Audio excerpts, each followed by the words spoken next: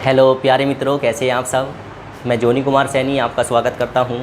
आशा करता हूं आज आप सब अच्छे होंगे। आज जो हम देखने वाले हैं एक महत्वपूर्ण टॉपिक पे बात करेंगे। टॉपिक है आपका क्या, संधि। संधि संधि का मतलब होता है जोड़ना। जब दो वर्णों को एक साथ जोड़ा जाता है, जब दो वर्ण मतलब उच्चारण वाले वर्ण की सबसे छोटी, अगर पूछा जाता है कि हिंदी भाषा में सबसे छोटी अक्षर क्या होता है, तो होती है ध्वनि। ध्वनि से बनता है अक्षर, अक्षर को कहा जाता है वर्ण। दो वर्णों के मेल को क्या कहते हैं, संधि कहते हैं। और यदि दो वर्णों को अलग अलग किया जाता है तो उसे क्या कहते हैं, संधि विच्छेद कहते हैं। बात समझ में आई आपको। संधि किसे कहते हैं, दो अक्षरों के मेल को संधि कहते हैं। जब दो अक्षर मिलकर एक नया अक्षर बना देते हैं तो क्या बन जाती है, संधि बन जाती है। उसे संधि संयोग कहते हैं। संधि की परिभाषा लिखेंगे एक बार। और आज की वीडियो में आपको क्या दिया जाएगा। एक तो आपको संधि कितने प्रकार की होती है। संधि तीन प्रकार की होती है, स्वर संधि, संधि तीन प्रकार की होती है, स्वर संधि, व्यंजन संधि और विसर्ग संधि। स्वर संधि कितने प्रकार की होती है, 5 प्रकार की होती है। उसमें क्या आपकी पहला प्रकार होगा दीर्घ संधि, दूसरा होगा गुण संधि, तीसरा होगा वृद्धि संधि, चौथा होगा यण संधि और पांचवा होगा अयादि संधि। फिलहाल हम आज बात करेंगे केवल कहाँ तक का, स्वर संधि के दीर्घ संधि पर बात करने वाले हैं इस वीडियो में। नेक्स्ट वीडियो में हम इन संधियों को कंप्लीटली करते जाएंगे। फिलहाल आप देखें, संधि की परिभाषा डालें।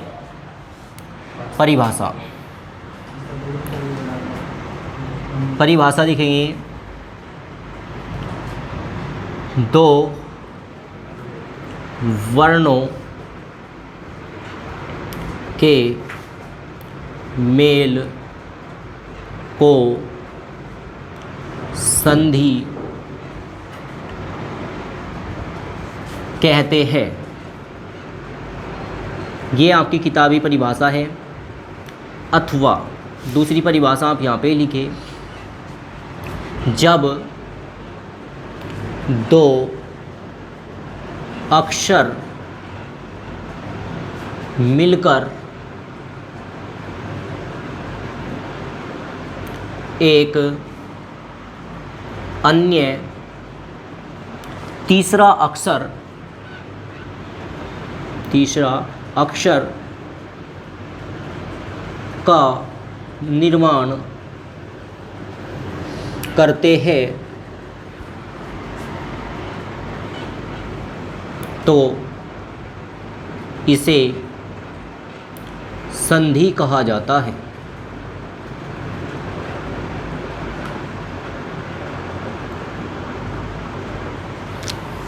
ठीक हुई बात। जैसे उदाहरण में लिखेंगे, उदाहरण, नर प्लस ईश क्या बनेगा, ये बनेगा न। देखो आपने अगर नहीं पढ़ा तो आप प्लस का चिन्ह हटाओगे और बोलोगे नर ईस बनेगा, गलत हो जाएगा। इसमें आपका क्या बनेगा, नरेश बनेगा। क्या बनेगा, नरेश बनेगा। कैसे बनेगा, अभी हम इसके बारे में बात करने वाले हैं। अगर मैं बात करूँ रे या वे की बात कर लेता हूँ, वे में क्या है, वे स्वर है कि व्यंजन है, व्यंजन है सर। व्यंजक क्या होते हैं, व्यंजक वे सभी व्यंजक होते हैं जिन्हें बोलने के लिए किसी न किसी स्वर की आवश्यकता होती है। जैसे मैं वे की बात करूँ, वे को अगर तोड़ा जाए तो वे, हलंत और प्लस क्या होगा, ए। बोला कैसे जाएगा, ध्यान दे। ये तो है आपका वे, ये क्या है वे, ये क्या है वे, ये क्या है ए। आधा वे और ए मिलकर पूरे वे का निर्माण करते हैं। इसमें और एक ध्यान रखें, संधियाँ आपकी कोई सी भी प्रकार की हो, स्वर संधि हो, व्यंजन संधि हो या विसर्ग संधि हो, या आपके स्वर संधि के 5 प्रकार में से कोई भी स्वर संधि हो, उसमें आपका पहले वाले अक्षर का लास्ट और बाद वाले अक्षर का पहला मिलकर ही हमेशा संधि का निर्माण करेगी। इस बात को आपको ध्यान रखना है। मतलब इसमें से रे आया होगा, उसमें से बड़ी ई आया होगा और इन्होंने किसी का निर्माण करा होगा, उसमें से ही आपका आंसर रहा होगा। अब रे भी 2 प्रकार से होता है। रे में क्या होता है, रे ए, रे का क्या निकल के आया होगा, ए प्लस ई मिलकर क्या बनता है, ये आपको पता होना चाहिए। रे प्लस ई मिलकर बनता है अय बनता है। ए की मात्रा बनी, ए की मात्रा होती है नरेश। समझ आया आपको। तो इसी वजह से क्या बन पाया, ये नरेश बन पाया, नर प्लस ईस का। ठीक है, चलो जैसे उदाहरण नंबर 1 हुआ, उदाहरण नंबर 2 लिख लीजिए आप इसी साथ साथ। बड़ा फेवरेट है ये और आता भी है पुस्तक। अगर पेपर आसान बनाएगा तो ये देगा। पुस्तक प्लस आल्य, क्या बनेगा इसका? इसका आपको सबको रटा हुआ है क्या? पुस्तक काल्य। लाइब्रेरी कहा जाता है, वो इंग्लिश का वर्ड है, आप फिलहाल हिंदी पढ़ रहे हो तो हिंदी पर ध्यान रखिए। पुस्तक काल्य, क्या श्योर हो इस बात पे? पुस्तक काल्य बात करते हैं। इसमें लास्ट का टर्म क्या है जी? कै। उसमें लास्ट का टर्म क्या है? आ। ए नहीं बोलोगे आप, क्या बोलोगे? आ बोलेंगे। कै में से क्या निकल के आया? ए। और आ मिलके बना तो क्या बनेगा? ए प्लस आ मिलके बनता है आ। और आ में से भी क्या लिया जाता है? आ में से भी केवल आ का डंडा लिया जाता है, आ की मात्रा ली जाती है। इसी वजह से पुस्तक जो का तो रहा आ और ए मिलके क्या बनाया? आ का डंडा मतलब का, पुस्तक का लिए, पुस्तक का लिए। समझ आया आपको? तो इस प्रकार से आपका क्या बना? पुस्तक काल्य बना। इसी प्रकार से आपका क्या बना? इसी प्रकार से आपका नरेश बना है। क्या इस बात में आप श्योर हो? ठीक है, नेक्स्ट बात करते हैं। इसको रब कर दूं भाई।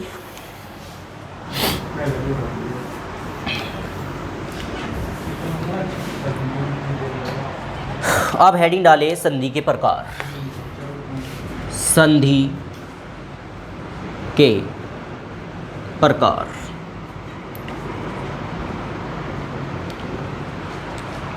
लिखोगे संधि 3 प्रकार की होती है। यह 3 प्रकार की होती है। भाई संधि कितने प्रकार की होती है? सर 3 प्रकार की होती है। कौन कौन सी? आपने सबने जान रखा है। नंबर 1 क्या? नंबर 1 की बात करी जाए तो स्वर संधि, स्वर संधि। और नंबर 2 की बात करी जाए तो व्यंजक संधि या व्यंजन संधि। नंबर 2 की बात करी जाए तो व्यंजन संधि। और नंबर 3 की बात करी जाए तो क्या होगा? विसर्ग संधि, विसर्ग संधि। अब ध्यान दीजिए, अगर मैं स्वर संधि की बात करूं तो इसमें क्या होगा? एक स्वर के साथ दूसरा स्वर ही आएगा और उससे एक नए अक्षर का निर्माण होगा, तो ये क्या कहलाएगी? स्वर संधि कहलाएगी। मतलब ए के साथ आ आए, आ का डंडा बनेगा। ए के साथ ई आए, अभी अभी बनाया था, क्या आया था? ए की मात्रा आएगी।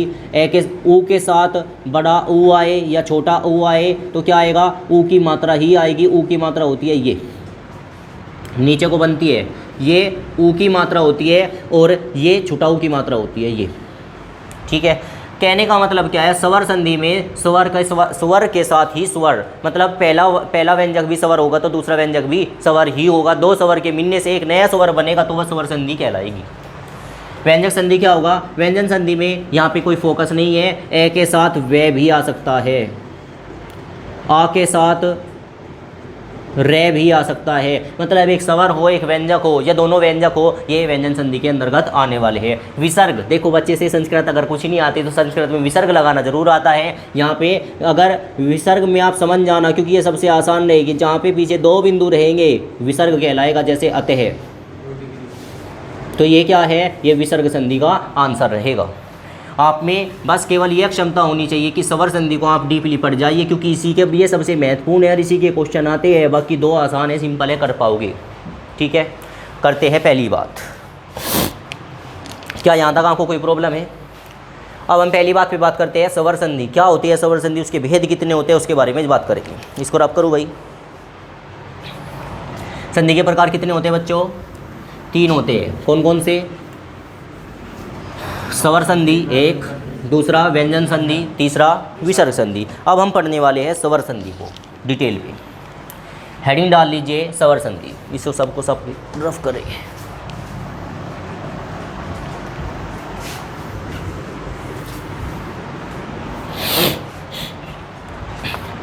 स्वर संधि, आज इसी के बारे में बात करेंगे। स्वर संधि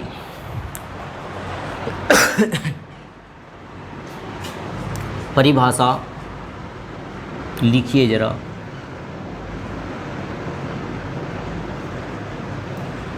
और देखो किस्मत की बात होती है, स्वरसंधि अगर किसी से डीपली आती है 4-5 क्वेश्चन तो इससे पूछे जाते हैं। अगर आपके किस्मत बेकार है, आपसे संधि नहीं आती है, इसके क्वेश्चन पूछे जाए तो 8 से 10 क्वेश्चन भी इसके पूछे जा सकते हैं। कभी कभी 7 क्वेश्चन भी पूछ लेता है। ऐसा कोई पेपर नहीं है जिसमें 3-4 क्वेश्चन इससे आते नहीं है। महत्वपूर्ण टॉपिक है, क्योंकि आप ध्यान दें, अगर आप कंपटीशन की तैयारी कर रहे हो किसी भी पोर्शन में, आपने एक चैप्टर तैयार किया लाभ हानि, अगर लाभ हानि आपने तैयार किया तो आपको 3000 से 4000 क्वेश्चन लगाने होंगे, और उसके बाद भी एक नया क्वेश्चन आपको मिल गया तो वहाँ पे एक ही, मतलब एक चैप्टर 1 नंबर का क्वेश्चन देता है। आपका अवकलन हुआ, अवकलन कह रहा हूँ, आपका लाभ हानि हुई, परसेंटेज हुई, आपकी साधारण ब्याज हुआ, चक्रवृद्धि ब्याज हुआ, क्षेत्रफल हुआ, आयतन हुआ, ऐसे चैप्टर है जो आपके दिन महीने बिता देगा। और वहाँ से कितने नंबर का आता है? केवल 1 नंबर का आता है। और यहाँ पे आपको सीधा दिख रहा है 3-4 तो आने ही आने हैं, नहीं बाकी 5-6 भी आ सकते हैं। तो इसे थोड़ा डीपली पढ़े, क्योंकि देखो वहाँ पे फॉर्मूला लगाना होता है। बाई चांस आपने 3000 क्वेश्चन लगा लिए और आपको एक क्वेश्चन नहीं लगा पाए, वही क्वेश्चन पेपर में आ गया, बेकार रहा पढ़ना। यहाँ पे आपको सीधा दिखाई दे रहा है, तो थोड़ा फोकस बना के रखेंगे। देखते हैं, परिभाषा में लिखेंगे स्वर संधि की, 2 स्वर के मेल से जो नया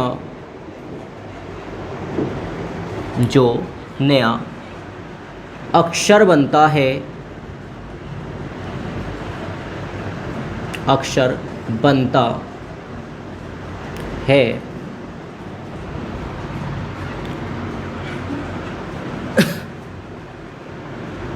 वे सभी स्वर संधि के अंतर्गत आते हैं। परिभाषा में आपको फोकस नहीं रखना। अरे 2 वर्णों के 2 स्वर के मेल को क्या कहते हैं? स्वर संधि कहते हैं, बात खत्म। लेकिन इसमें नोट, ये विशेष बात पोस्ट में लिखते रहे यहाँ पर ही,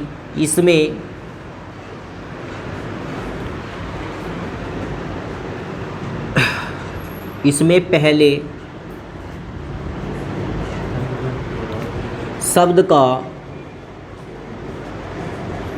अंतिम अक्षर व दूसरे शब्द का पहला अक्षर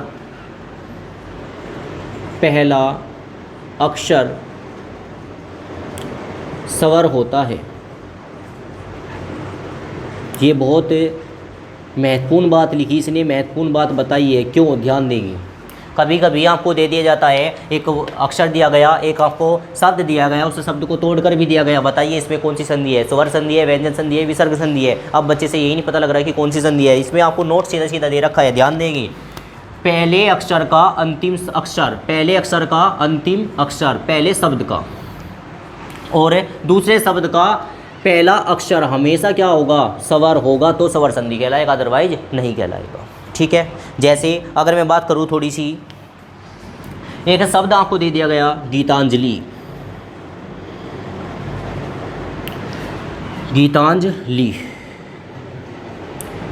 इसको इसने लिखकर भी दिया क्या? गीत प्लस अंजलि, और पूछ लिया गया बताइए उपरोक्त उदाहरण किसका है? ऑप्शन ए स्वर संधि, ऑप्शन बी व्यंजन संधि, ऑप्शन डी विसर्ग संधि, और ऑप्शन डी आपका नन ऑफ दीज, इनमें से कोई नहीं। तो आंसर क्या जाने वाला है? आपका स्वर संधि जाने वाला है। वो कैसे? ये ध्यान दे, क्योंकि बच्चा तय सोच लेता है ये तय है, इसका मतलब नहीं ये तो व्यंजक आ गया, ये तो व्यंजक संधि के अंतर्गत जाएगा। गलत बोल रहे हो भाई, क्योंकि अगर कहीं तय है तो तय नहीं होता, तय में आधा तय होता है और एक क्या होता है? ए होता है। क्योंकि विसर्ग जो आपने पढ़े हो, आपने वर्णमाला पढ़ी हो सही तरीके से, उसकी परिभाषा सीधी यही होती है, स्वर। वे सभी स्वर कहलाते हैं जो पूर्ण रूप से आज़ाद होते हैं, जिन्हें बोलने के लिए किसी चीज़ की आवश्यकता नहीं होती। व्यंजक क्या कहलाते हैं? वे सभी व्यंजक कहलाते हैं जिसे बोलने के लिए स्वर की आवश्यकता पड़ती है। तो तय में क्या है मौजूद? ए है। और उधर उधर क्या मौजूद है, उधर मौजूद है जी आपका ए प्लस ए मिलकर क्या बनाता है, आ बनाता है। आ का मतलब होता है आ का डंडा, आ की मात्रा। तो इसी वजह से इसका ए उसका ए प्लस ए क्या बन चुका है, आ बन चुका है। इसी वजह से क्या आया, गीता। यहाँ पे क्या आया, आ का डंडा आया, गीतांजलि आया है। समझ आया आपको? ठीक है, आते हैं आगे। एक उदाहरण आपके सामने, जरा इसका बना के दिखाओ। रे जे नी, ध्यान से बनाना, प्लस ईश, बताइए क्या आएगा, क्या आएगा? रजनीश आएगा। रे जे नीश, क्या रजनीश आएगा जी, रजनीश आएगा। लेकिन रजनीश आया, दो प्रकार से रजनीश आया, शब्द शुद्धि में भी आ सकता है। बताइए कौन सा रजनीश सही है, फर्स्ट या सेकंड? सेकंड सही है। ये लिखना इसके आकार पे है। वो आप ये कहोगे कि ये हाँ ये शब्द शुद्धि में आया तो शुद्धि के अकॉर्डिंग जाओगे, लेकिन यहाँ पे आओगे तो मात्रा के आधार पे जाना है। यहाँ पे क्या है, एक और बात कर लेते हैं। एक होता है ई और एक होता है बड़ी ई, इनकी मात्रा की बातें कर लेते हैं, उधर कर लेंगे आज। छोटी ई की मात्रा कौन सी होती है? छोटी ई की मात्रा ये होती है सर, और बड़ी ई की मात्रा ये होती है। बच्चा हमेशा कंफ्यूज रहता है, नहीं इसको अगर मैं मिटा दूँ तो ये तो ई की मात्रा हो गई, डंडा लगा दिया, ये है बड़ी ई की मात्रा। तो नहीं, आप गलत हो। अगर बड़ी ई की बात करें तो वो घुमाएगा, और छोटी ई की बात करें तो वो उल्टा रहेगा। ये शब्द में यूज कीजिए। शब्द में अगर मैं यूज कर लेता हूँ तो आपने कभी पढ़ा हो किसी या किस पढ़ा हो, बस ये आपने पढ़ा हो कि। अच्छा चलो इसी की बात कर लेते हैं, इसे हटाइए। एक की होता है, एक की होता है। ये तो है की, ये क्या है की। तो की क्या होता है, जिसमें बड़े अक्षर, बड़ी मात्रा क्या होती है, जिन्हें बोलने के लिए अधिक समय लगता है, वे क्या कहलाती है, बड़ी मात्रा कहलाती है। अगर इसमें छोटी या बड़ी की बात करूँ तो इसे कैसे पढ़ोगे आप? इसे हम पढ़ेंगे जी की। क्या पढ़ेंगे? की। इसे क्या पढ़ेंगे? की। राम, कुछ ऐसे वाक्य आते हैं जिसमें वाक्य में प्रयोग की होता है, जैसे वह बहुत अच्छा है, की नहीं। कुछ ऐसे शब्द होते हैं जिसमें की आता है बीच में, ये। चलो, तो आपने जाना ये किसकी मात्रा होगी, ये छोटी ई की मात्रा होगी, ये किसकी मात्रा होगी, ये बड़ी ई की मात्रा होगी। मात्रा पे थोड़ा ध्यान देंगे, इधर लिख लेता हूँ, नोट कर लीजिएगा आप भी। ए की क्या मात्रा होती है, आ की क्या मात्रा होती है, ई की क्या मात्रा होती है, बड़ी ई की क्या मात्रा होती है, ऊ की क्या मात्रा होती है, बड़ा ऊ की क्या मात्रा होती है, और बड़ा ऊ के बाद क्या आएगा, ए की क्या मात्रा होती है, अय की मात्रा क्या होती है। रिडी कहाँ गया आपका, वहीं रहो तुम तो। रिडी, ये क्या आएगा, ए अय, अब आएगा ओ और औ। इसके बाद भी होते हैं क्या, अंक, अंके और अणे।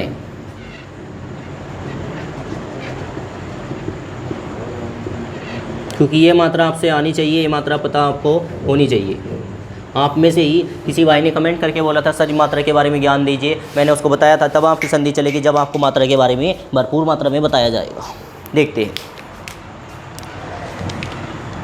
अगर आ की बात करूं तो आ का ये मात्रा होती है, उसकी बात बाद में करेंगे। इसकी मात्रा क्या होती है, अभी हम आपने सीखा। इसकी मात्रा याद करना चाहते हो तो बड़ी ई को जो का तो लिख दीजिए, ये होती है सर।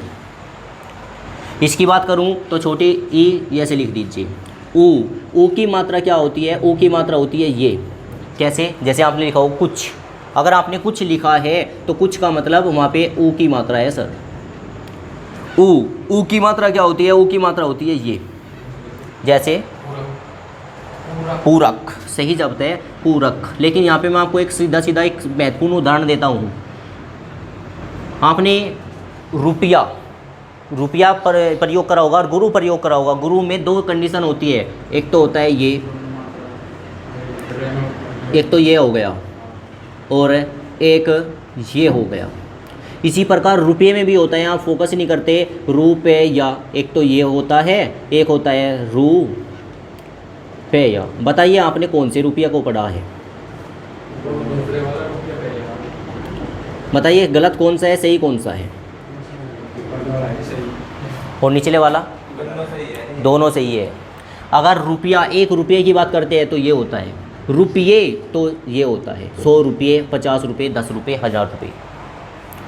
गुरु ये पी होता है, गुरु ये पी होता है। अब गुरु, बड़ा गुरु कौन सा है, छोटा गुरु कौन सा है, उस तरीके से होती है। मात्रा की अगर बात करूँ, यहाँ पे छुटाऊ की मात्रा है, ये जो है ये छुटाऊ की मात्रा है। यहाँ पे बात करूँ ये बड़ाऊ की मात्रा है। अगर मैं यहाँ पे बात करूँ, यहाँ पे भी ये बड़ाऊ की मात्रा है, यहाँ पे क्या है, यहाँ पे छुटाऊ की मात्रा है।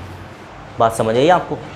नेक्स्ट रिरी, रिरी की बात करें तो रिरी का मात्रा होती है ये कैसे प्रयोग करेंगे, जैसे आपका होता है कृषि, कृपा, आपने कृपया लिखा हो तो कृपया में भी क्या होता है, आधा रे आता है, रिरी वाला रे आता है।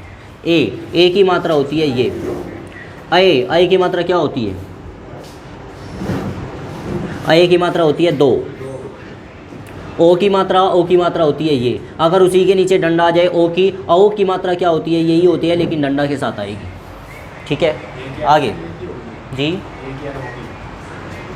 ए की मात्रा ये रहेगी, ये अय की मात्रा रहेगी, ये ए की एडी होती है, ये आई की ऐनक होती है। ऐसा हम पढ़ते हैं। यहाँ पे आपको क्या पढ़ाया जाता है, वैसे पढ़ा क्या जाता है, हर जगह पे पढ़ा जाता है ए आ ई आई ऊ बड़ाऊ रिरी ए अय पढ़ा जाता है। इसको आओ ओ आओ ये पढ़ा जाता है।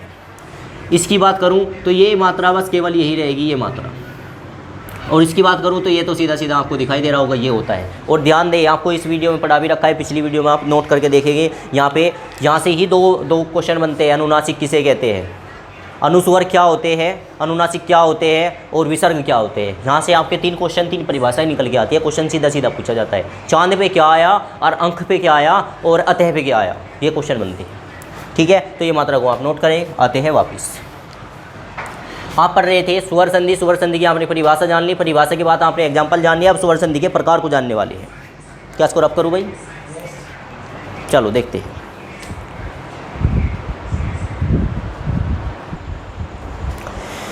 ये है आपका पोर्शन।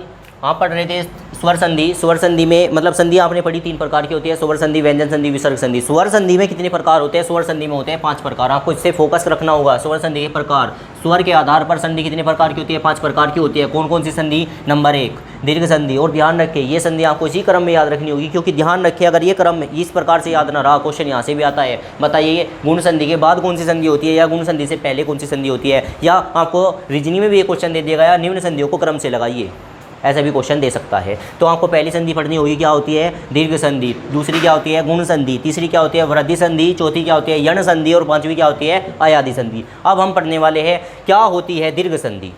क्या होती है दीर्घ संधि। दीर्घ जैसे नाम से ही आपको पता लग रहा होगा, प्रतीत हो रहा होगा, दीर्घ मतलब होता है बड़ा। जब बड़ी मात्रा बन जाती है तो क्या कहलाती है, दीर्घ संधि कहलाती है। जैसे दीर्घ संधि में भी रूल होते हैं 3, दीर्घ संधि के भी पार्ट होते हैं 3। रूल नंबर हम पढ़ने वाले हैं फर्स्ट।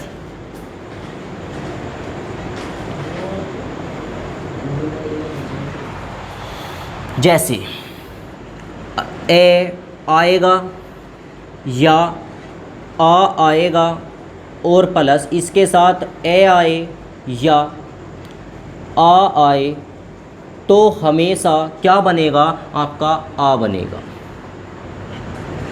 आपको समझ आया क्या, दोबारा इसको मैं 4 तरीके से लिख सकता हूँ। तरीके देखते हैं कौन कौन से तरीके हो सकते हैं। ए के साथ ए आया संधि के दौरान तो क्या बनेगा, आ बनेगा। फर्स्ट बात। सेकंड बात की बात कर लेता हूँ, ए के साथ आ आया तो भी क्या बनेगा, आ ही बनेगा।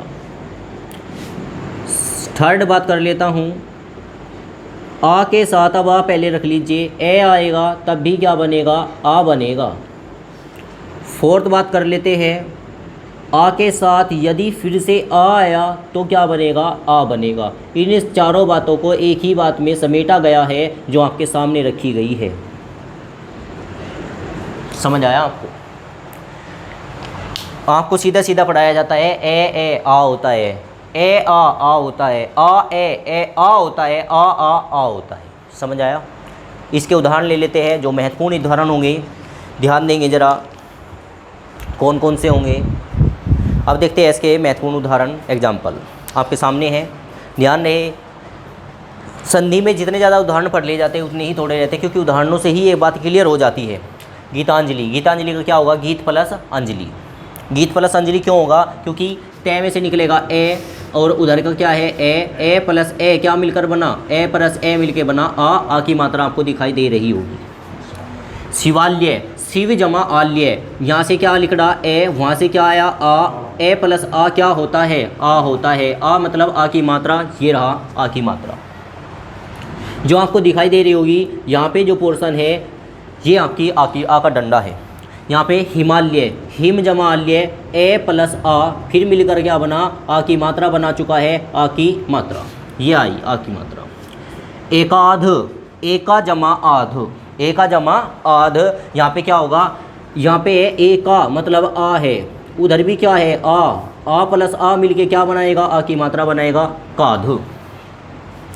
महात्मा गांधी, महात्मा गांधी, महान मैं हा, महा प्लस आत्मा, यहाँ पे क्या है आ, उधर भी क्या है आ प्लस आ मिलकर क्या बनाएगा? आ की मात्रा बनाएगा, ये रहा।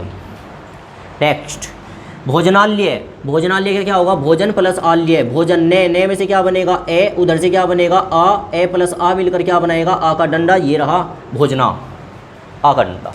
सबसे वेरी वेरी इंपॉर्टेंट मार देना, ये आपको पेपर में देखने को मिली भी होगी परीक्षा, अगर आपने प्रीवियस पेपर उठा के देखा होगा तो। एक तो परीक्षार्थी आपका इंपॉर्टेंट है, एक आपका गीतांजलि इंपॉर्टेंट है और एक आपका भोजनालय भी इंपॉर्टेंट है, बाकी ये सारे इंपॉर्टेंट है। देखते हैं परीक्षार्थी मोस्ट इंपॉर्टेंट है, मैं फिर से कह रहा हूँ।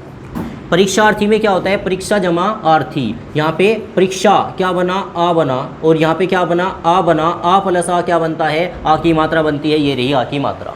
ठीक है, सीधा सीधा क्वेश्चन दिया जाता है, पर परीक्षार्थी में बताइए कौन सी संधि है? दीर्घ संधि है, लगा के आ जाओगे, बात खत्म। ठीक है, तो आपने कितनी पढ़ ली? आपने पढ़ लिया दीर्घ संधि के बारे में, क्या होती है दीर्घ संधि। दीर्घ संधि के बारे में ये आपको बस ये सबसे इंपॉर्टेंट टॉपिक रहेगा कि आपको यदि ये पता है तो सब कुछ, ये मान लीजिए आपकी 50% तैयारी है। 100% आप नहीं कह सकते, क्योंकि प्रयोग भी करना होता है। ए के साथ ए आओ तब भी आ बनेगा, ए के साथ आ तब भी आ बनेगा, आ के साथ ए आ बनेगा, आ के साथ फिर भी आ आएगा तो भी क्या बनेगा? आ बनेगा। आ मतलब आ की मात्रा बनेगी। अब देखते हैं इसके नेक्स्ट बाद अगली संधि को, जो आपकी संधि कौन सी बनेगी भाई? यह बनेगी आपकी संधि गुण संधि। नहीं, अभी इसका आपने क्या पढ़ा? अभी इसका दीर्घ संधि का रूल नंबर फर्स्ट पढ़ा है ना, अब हम देखने वाले इसका रूल नंबर सेकंड। अब देखते हैं दीर्घ संधि के रूल नंबर सेकंड को, जो आपके सामने है। रूल नंबर फर्स्ट आपने पढ़ा, रूल नंबर फर्स्ट में आपने क्या पढ़ा? ये ध्यान दे थोड़ा सा। रूल नंबर फर्स्ट में हमने पढ़ा है सर, ए आ आता है, ए के साथ ए आए आ होगा, आ के साथ आ हो फिर आ होगा, ए के साथ आए तो आ होगा, मतलब कंडीशन क्या हो गए? ए और आ का योग हमेशा आ की मात्रा देता है। इसी प्रकार ई बड़ी ई के साथ आओ, ई छोटी ई के साथ आओ, क्या देगी? हमेशा बड़ी ई देगी, और बड़ी ई की मात्रा क्या होती है? ये होती है। इसी प्रकार इसीलिए आप जानिए छोटी ई की मात्रा क्या होती है? छोटी ई की मात्रा ये होती है। ठीक है, आते हैं, ये आपको ये नोट करना है आज के लिए कि क्या होता है? छोटी ई के साथ बड़ी ई आइए या छोटी ई के साथ बड़ी ई आए, उनका योगफल यदि बैठेगा, उनका संधि से योग होगा तो बड़ी ई आएगी। बड़ी ई मतलब बड़ी ई की मात्रा आएगी। इन चारों को चार भाग में कैसे लिखा जाता है वो आपके सामने है। छोटी बड़ी ई होता है, छोटी बड़ी ई होता है, बड़ी ई छोटी ई क्या होता है? बड़ी ई होता है, बड़ी ई और बड़ी ई फिर से क्या होता है? बड़ी ई होता है। बड़ी ई का मतलब होगा बड़ी ई की मात्रा, और बड़ी ई की मात्रा क्या होती है? ये होती है। रूल समझिए, वो एग्जाम्पल समझिए। एग्जाम्पल आपके सामने है, क्योंकि महत्वपूर्ण उदाहरण ही होते हैं। पहला उदाहरण है रविंद्र। रविंद्र क्या होगा? ध्यान देंगे, रविंद्र, रवि प्लस इंद्र। रवि, इसमें बड़ी की मात्रा है कि छोटी की मात्रा है? इसमें छोटी की मात्रा है, क्योंकि ये जो मात्रा जा रही है इस प्रकार से वो क्या है? छोटी की मात्रा है। तो हम कह सकते हैं छोटी ई और छोटी ई इसमें मिला है और क्या बना है? बड़ी ई बना है, जो बड़ी ई की मात्रा आपको दिखा रखी है। इधर आते हैं, गिरी प्लस इंद्र, इसमें मात्रा क्या की है? इसमें भी छोटी ई प्लस छोटी ई मिलकर क्या बना है? बड़ी ई बना है, जो बड़ी ई की मात्रा आपको दिखा रखी है गिरी इंद्र को। क्यों? देखते हैं इधर भी क्या है? बड़ी मात्रा है, सही बात है। इधर की बात करें, क्योंकि छोटी ई की मात्रा तो इधर होती है, ये क्या होती है? छोटी ई की मात्रा। ये क्या है? बड़ी ई की मात्रा होती है। तो बड़ी ई और छोटी ई मिलकर भी क्या बनता है? बड़ी ई बनता है, ये आपको पता है। इसकी बात करता हूँ, न नदीश, नदीश क्या होता है? नदी प्लस ईश होता है। ये क्वेश्चन आ रखा है, इस वजह से लिया गया है। आपको ऐसा लग रहा होगा कि ये वाक्य नहीं बनता है, ऐसा शब्द बनता है, पेपर में आता है। वो आपसे यही तो जानना चाहता है, वो आप देखते हो कि नहीं ये तो ऐसा शब्द नहीं होता, शब्द तो होता है। इसमें संधि क्या होती है वो सीखे ना। नदीश, नदीश का क्या बनेगा? नदी प्लस ईश। इसमें मात्रा किसकी है? इसमें मात्रा है बड़ी ई। उधर भी क्या है? बड़ी ई। बड़ी ई और बड़ी ई मिलकर क्या बनता है? बड़ी ई ही बनता है। तो इसका इस प्रकार क्या बनेगा? नदीश बनेगा। महेंद्र, महेंद्र का क्या बनेगा? यहाँ पे है बड़ी ई, वहाँ पे क्या है? छोटी ई। छोटी ई और बड़ी ई मिलकर क्या बनेगा? बड़ी ई का ही निर्माण किया जाएगा और बड़ी ई की मात्रा आपको दिखाई दे रही होगी। नेक्स्ट, कपीश। कपीश का मतलब क्या होगा? कपी प्लस ईस। कपी पे क्या की मात्रा है? छोटी की मात्रा है और ईस में क्या है? बड़ा ई है। बड़ी ई और छोटी ई मिलकर क्या बनेगा? बड़ी ई का ही निर्माण होगा। नेक्स्ट, गिरी प्लस ईस क्या बनता है? ग्रीस बनता है। अब ग्रीस में बात कर लेते हैं, मात्रा किसकी है? रे पर छोटी ई की बड़ी ई की? बड़ी ई की मात्रा है। यहाँ पे बड़ी ई की मात्रा है कि छोटी की? यहाँ पे बड़ी ई की मात्रा है। वहाँ क्या है? वहाँ पर भी बड़ी ई है। बड़ी ई मिलकर फिर से क्या बनता है? बड़ी ई, वो आपके सामने है। ऐसे ही यहाँ पे क्या है?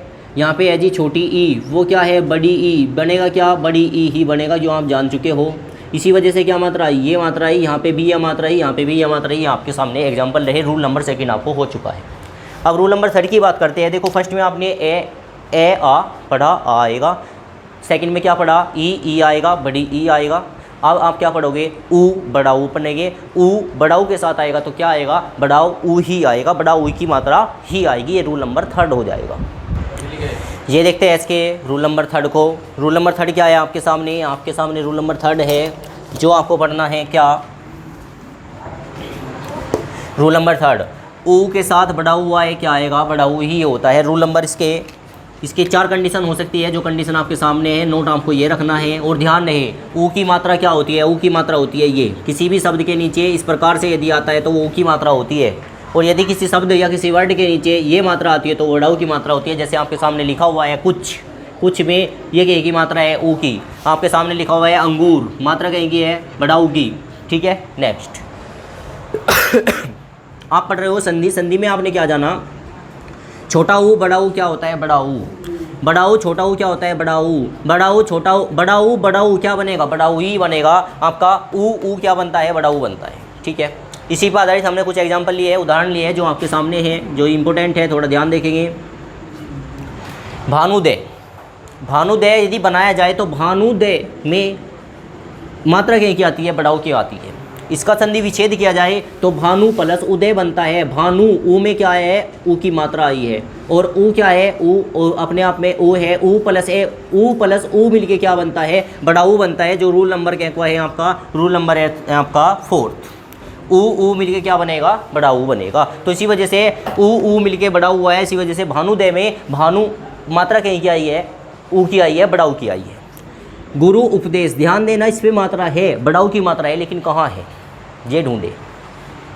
2 शब्द होते हैं, आपने ध्यान दिया हो। एक तो लिखा जाता है गुरु और एक लिखा रहता है गुरु।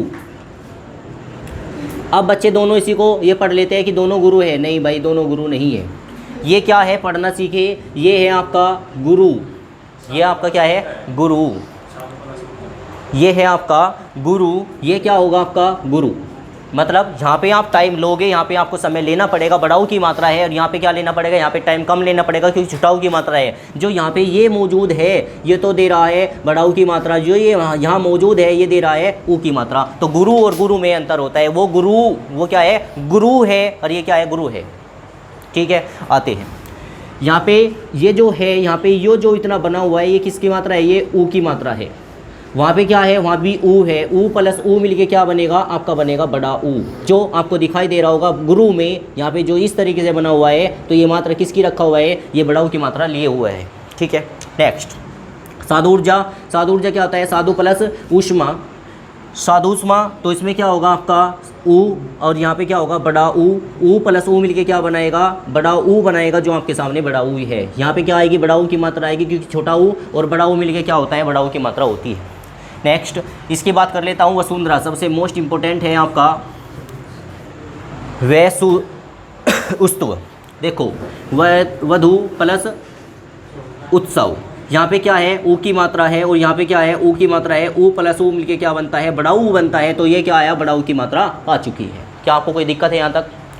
ठीक है, आशा करता हूँ यहाँ तक आपको टॉपिक समझ आ गया होगा। एक लाइन में इसको बात को ख़त्म करते हैं। आपने आज पढ़ा क्या है? आपने पढ़ी संधि। संधि कितने प्रकार की होती है, एक बार रिपीट करें सब। क्या कितने प्रकार की होती है संधि? 3 प्रकार की होती है। कौन कौन सी?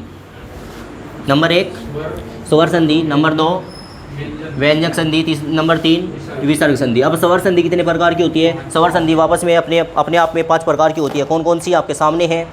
नंबर 1 दीर्घ संधि, गुण संधि, वृद्धि संधि, यण संधि, अयादि संधि। हम क्या पढ़ रहे थे? हम पढ़ रहे थे दीर्घ संधि। अब दीर्घ संधि में कितने रूल होते हैं? दीर्घ संधि में रूल होते हैं 3। कौन कौन से? एक बात ध्यान रखें, क्योंकि ये नाम से ही निकलता है अर्थ। दीर्घ मतलब होता है बड़ा। जब स्वर में मात्रा बड़ी आ जाती है तो वो मात्रा, वो संधि क्या कहलाती है? दीर्घ संधि कहलाती है। जैसे ए के साथ ए आएगा तो क्या बनेगा? आ बनेगा। आपने आज जाना है। ई के साथ ई आएगी, क्या बनेगी? बड़ी ई बनेगी। यो भी आपने जाना है। ये था आपका रूल नंबर 1, ये है आपका रूल नंबर 2, और रूल नंबर 3 में आपने पढ़ा ऊ के साथ यदि ऊ आएगा तो क्या बनेगा? बड़ा ऊ बनेगा। अब इसके साथ जोड़ने के साथ तो आप क्या भी जोड़ सकते हो, ए के स्थान पे आ भी हो सकता है। मतलब फिर आ प्लस ए होगा तब भी आ होगा, या आप उल्टा भी कह सकते हो, ए प्लस आ आएगा तब भी क्या होगा? आ ही होगा। या फिर आ प्लस आ होगा तब भी क्या होगा? आ होगा। ई के साथ छोटी ई है तब भी आंसर है, ई के साथ बड़ी ई है तब भी आंसर है, या बड़ी ई के साथ बड़ी ई आए तब भी आंसर है। ऐसे ही ऊ के साथ बड़ा ऊ हो या बड़ा ऊ के साथ बड़ा ऊ हो, चारों में से कोई सा भी आए आपकी मात्रा क्या आएगी? बड़ा ऊ। ध्यान रहे, आपको नोट करने वाली जो सबसे खास बात है आपकी ये ए, आ, ई, ए और आपका ऊ, औ। ए तो ए रहता है, ठीक है। ए की क्या मात्रा होती है? हाँ सर, ए की भी मात्रा होती है। आप अगर नोट करें तो ए की भी मात्रा होती है। कैसे होती है मैं लिख के देता हूँ आपको। आपने लिखा कै, पूछा जाए कै में कै की मात्रा है? ए की मात्रा है। क्यों? कै खुद में लिखा हुआ है आधा कै हलंत होता है प्लस ए होता है। कै और ए, कै में क्या आवाज़ निकल रही है खुद से? कै ए आ रहा है, आपको दे क्या आ रहा है? ए आ रहा है। तो ए की भी मात्रा होती है, ए की मात्रा ए ही होती है। आ की मात्रा क्या होती है? डंडा होती है। ई की मात्रा क्या होती है? बच्चे दबा के पढ़ते हैं कि ई की मात्रा क्या होती है। बड़ी ई की मात्रा आप ध्यान से देखो तो ये दिखाई देती है कि बड़ी ई की मात्रा ये होती है। आपने लिखा दिया कि बड़ी ई की मात्रा ये होती है, तो गलत है। क्यों है? क्योंकि बड़ी ई की मात्रा ये ना हो कि बड़ी ई की मात्रा क्या होती है? ये होती है। एक शब्द होता है की, एक तो की होता है, एक क्या होता है की। तो की पे जो आता है ना, की जो बोला जाता है वो छोटी की मात्रा लेता है, और जो की आता है वो बड़ी की मात्रा लेता है। तो आज से ध्यान रखें, ये जो मात्रा होगी ये छोटी की होगी, और ये जो मात्रा होगी ये किसकी होगी? बड़ी की होगी। ये मात्रा यहाँ पे अगर बात करूँ, ये ऊ होता है, छोटा ऊ की मात्रा होती है। ये क्या होता है? बड़ा ऊ होता है, बड़ा ऊ की मात्रा होती है। आपने दीर्घ संधि में केवल इतनी सी बात जानी, दीर्घ मतलब होता है बड़ा। जब बड़ी मात्रा बन जाए, जब छोटी मात्रा से बड़ी मात्रा बन जाए तो क्या कहलाएगी? आपकी दीर्घ संधि कहलाएगी। फॉर एग्जाम्पल के लिए दीर्घ संधि में एक तो ये आएगा, फोकस करना है। दीर्घ संधि में एक ये आएगा और दीर्घ संधि में एक ये आएगा। आपने दीर्घ संधि में छोटी सी बात इतनी जानी है। समझ आया आपको? तो ये आपकी यहाँ तक क्लास रही। नेक्स्ट वीडियो में मिलते हैं नेक्स्ट कॉन्सेप्ट के साथ। किसके? गुण संधि के बारे में बात करेंगे। गुण संधि कितने प्रकार की होती है, गुण संधि में कौन कौन से ऑप्शन दिए जाते हैं, कौन कौन से क्वेश्चन बन सकते हैं, उसके बारे में बात करेंगे। और वीडियो में यहाँ तक बने रहने के लिए बहुत बहुत धन्यवाद। Thank you so much. मिलते हैं नेक्स्ट वीडियो में नेक्स्ट कॉन्सेप्ट के साथ। यहाँ तक वीडियो में बने रहने के लिए बहुत बहुत धन्यवाद। और यदि आप चैनल पर नए हैं तो प्लीज़ चैनल को सब्सक्राइब करें, लाइक करें और अपने दोस्तों में शेयर करें, ताकि मुझे और वीडियो बनाने के लिए मोटिवेशन मिले। Thank you so much. मिलते हैं। कमेंट करके अवश्य बताएं कि आपको वीडियो कैसी लगी।